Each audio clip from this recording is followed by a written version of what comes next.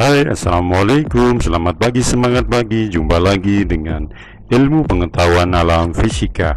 Kali ini kita akan membahas tentang alat-alat optik. Yang pertama adalah mata. Mata. Mata merupakan alat optik yang alamiah dan dimiliki manusia. Manfaat organ tubuh ini begitu besar dalam membantu setiap orang untuk melihat. Yang pertama adalah kornea, yang ditunjukkan oleh titik A bagian depan mata yang memiliki lengkung ke depan dan dilapisi oleh selaput bening. Yang kedua adalah lensa mata, titik B. Bening terbuat dari serat bahan yang bening, berserat, dan kenyal. Lensa mata berfungsi mengatur pembiasan yang disebabkan oleh cairan di depan lensa. Yang ketiga adalah otot siliar yang berfungsi mengatur daya akomodasi mata, yaitu dengan mengatur lensa mata lebih cembung.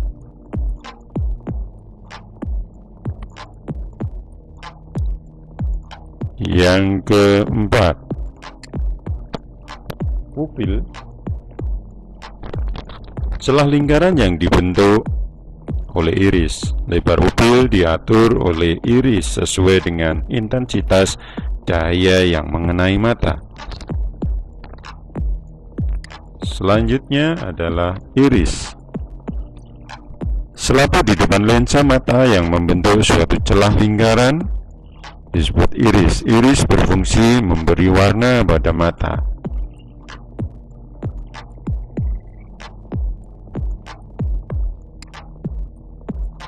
Selanjutnya selaput jala. Permukaan belakang mata tempat cahaya yang masuk ke mata difokuskan oleh lensa mata. Retina berfungsi sebagai layar yang menangkap tayangan nyata yang dibentuk oleh lensa mata.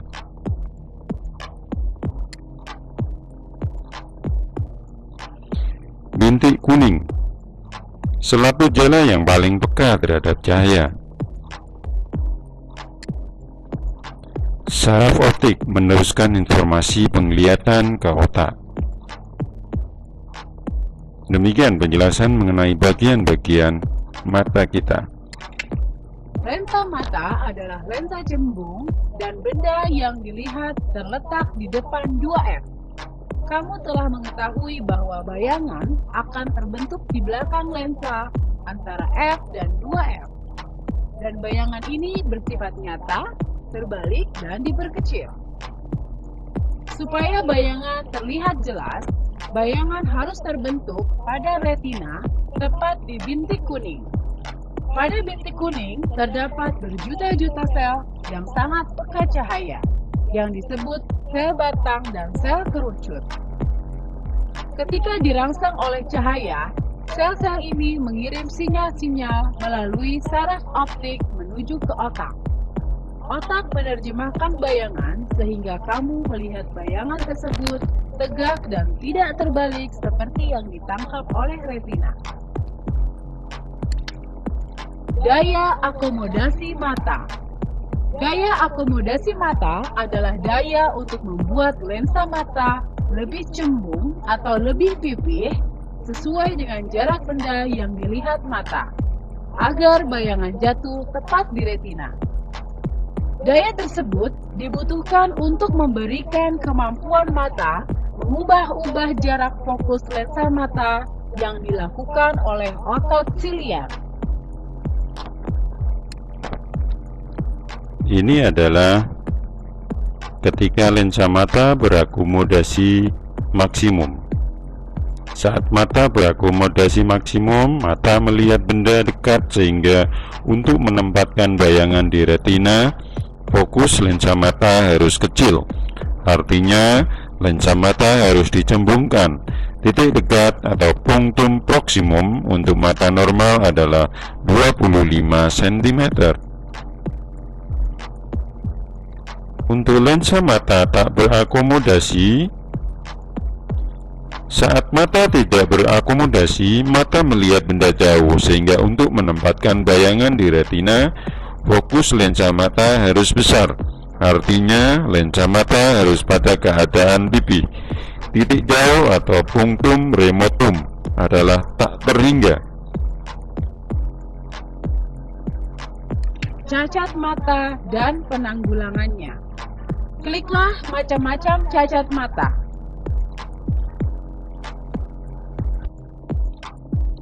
Cacat mata dan penanggulangannya. Mata normal atau emetropi dapat melihat dengan jelas benda-benda pada jarak paling dekat 25 cm di depannya. Dengan mata berakomodasi maksimum dan dapat melihat benda yang sangat jauh di depannya pada jarak tak berhingga dengan mata tak berakomodasi. Dengan kata lain, mata normal memiliki titik dekat 25 cm dan titik jauh tak berhingga. Miopi.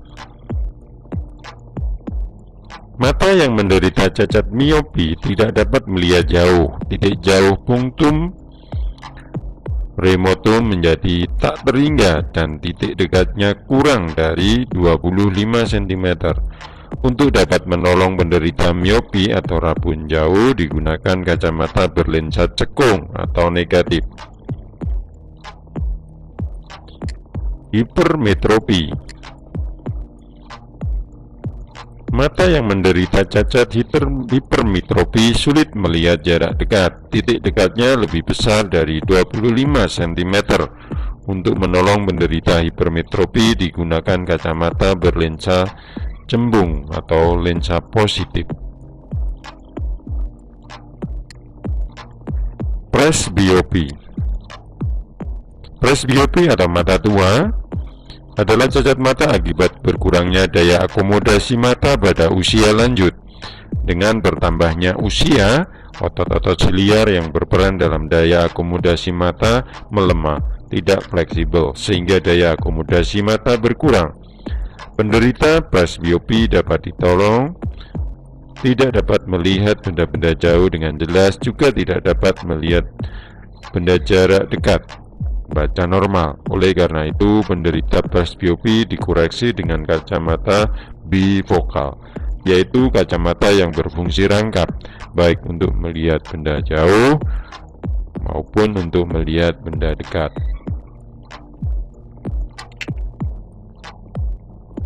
Kekuatan lensa. Kekuatan lensa dinyatakan dengan satuan dioptri atau sama dengan 1/m. Kekuatan lensa kacamata dapat dicari dengan menggunakan rumus P sama dengan 1/f. Contoh soal, seorang mengalami cacat mata miop. Ia hanya dapat melihat dengan jelas benda pada jarak 2 meter. Berapakah kekuatan lensa kacamata yang harus digunakan agar ia dapat melihat dengan jelas? Cara menjawabnya, SI adalah minus 2 meter. Jarak benda adalah mata normal. Maka untuk melihat, kita mencari dulu titik fokusnya dengan cara merumus 1/f sama dengan 1/SO plus 1/SI. Karena jarak benda tak terhingga, ada ditulis tak terhingga, S1 bendanya hanya 2, sehingga diperoleh negatif min setengah, sehingga F sama dengan diperoleh negatif 2 meter. Maka kita masukkan P sama dengan 1/f, 1/-2 sama dengan minus setengah dioptri. Demikian penjelasan mengenai mata. Kita lanjutkan ke kamera. Kamera dan mata memiliki kesamaan pada diagram sinar pembentukan bayangannya. Benda yang diamati oleh kamera dan mata terletak di depan lensa di depan 2f2, dan bayangan dibentuk di belakang lensa di antara f1 dan 2f1. Bayangan bersifat nyata, terbalik, dan diperkecil. Bagian-bagian kamera. Bagian utama sebuah kamera adalah sebuah kotak kedap cahaya. Pada bagian depan terdapat sistem lensa dan pada bagian belakang terdapat sebuah film peka yang berfungsi sebagai layar untuk menangkap bayangan yang dibentuk oleh lensa kamera. Bagian samping kotak kamera dihitamkan untuk menjaga supaya cahaya jangan dipantulkan pada film. Di sini ada viewfinder, ada cermin, ada rana, ada diafragma, dan lensa. Tetapi kalau di kondisi teknologi sekarang yang sudah terus berkembang, kamera sudah disederhanakan di kamera handphone atau smartphone.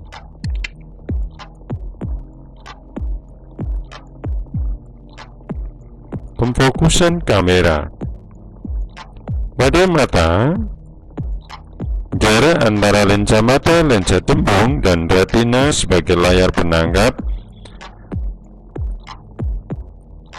bayangan adalah tetap. Karena jarak bayangan S-aksen tetap, maka untuk menyesuaikan jarak benda yang dilihat mata, jarak fokus lensa mata f dapat diubah-ubah pada kamera. Pada kamera, jarak fokus lensa f adalah tetap. Untuk menyesuaikan jarak benda S yang dapat berubah-ubah, jarak lensa terhadap film atau jarak bayangan S-aksen dapat diubah-ubah. Mengubah-ubah jarak lensa sesuai dengan jarak benda yang difoto agar terbentuk bayangan yang jelas pada film tersebut, yang disebut dengan memfokuskan kamera. Nah, ketika bagian ini diputar, maka kita akan dapatkan gambar yang fokus.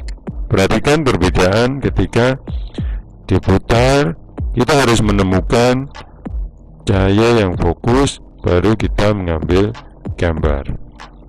Nah, ini adalah hasil kamera DSLR atau kamera-kamera yang sangat bagus hasilnya. Pengaturan celah cahaya kamera. Pada kamera yang berfungsi mengatur banyak cahaya yang mengenai film adalah celah yang dibentuk oleh diafragma. Diameter bukaan tersebut dinamakan aperture.